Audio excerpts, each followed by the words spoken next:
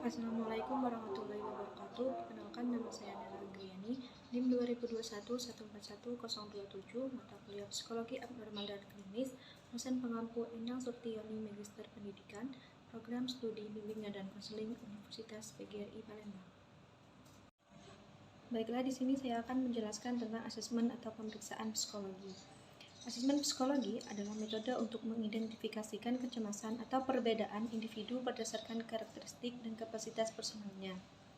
Asesmen psikologi dilakukan dengan mengumpulkan sejumlah informasi yang komprehensif yang tidak hanya berasal dari hasil tes psikologi, akan tetapi juga melalui sumber lainnya seperti wawancara, observasi, atau dokumen pendukung.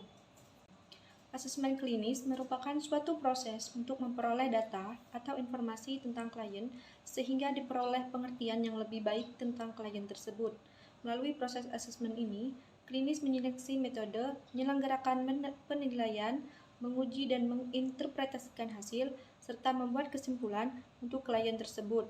Kemudian, secara profesional, klinis mengkomunikasikan konklusinya kepada yang bersangkutan untuk mengetahuinya.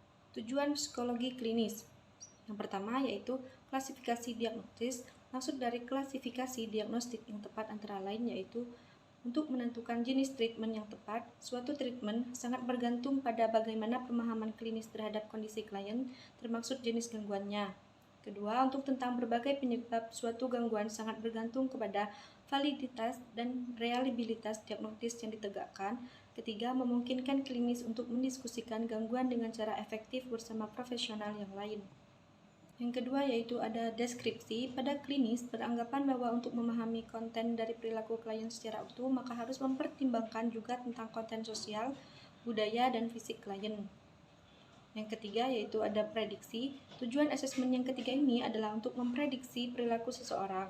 Misalnya, klinis diminta oleh perusahaan kantor pemerintah atau militer untuk menyeleksi seseorang yang tepat bagi suatu posisi kerja tertentu. Metode asesmen psikologi. Metode asesmen secara umum, jenis mengkategorikan asesmen dalam dua bagian. Yang pertama yaitu proses informal. Asesmen yang digunakan melalui pendekatan yang dilakukan oleh orang awam, yaitu melalui kesan atau impresi pertama yang mengandalkan pada empati dan intrusi dalam menilai orang lain. Asesmen informal dilakukan bukan untuk menentukan ranking peserta didik. Asesmen ini dilakukan dengan cara tertentu seperti kegiatan observasi, inventasi, partisipasi, dan diskusi. Metode asesmen informal dilaksanakan lebih spontan dan kurang terlihat, biasanya terjadi selama proses pembelajaran.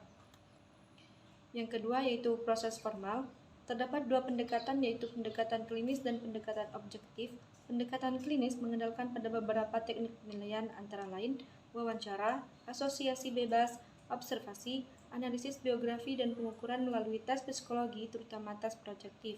Metode asesmen formal direncanakan lebih bagus dalam mengadministrasinya. Metode ini kurang spontanitas dan biasanya dilaksanakan pada proses pembelajaran. Baiklah, itulah yang dapat saya sampaikan. Apabila ada salah kata, saya mohon maaf. Saya akhiri. Wassalamualaikum warahmatullahi wabarakatuh.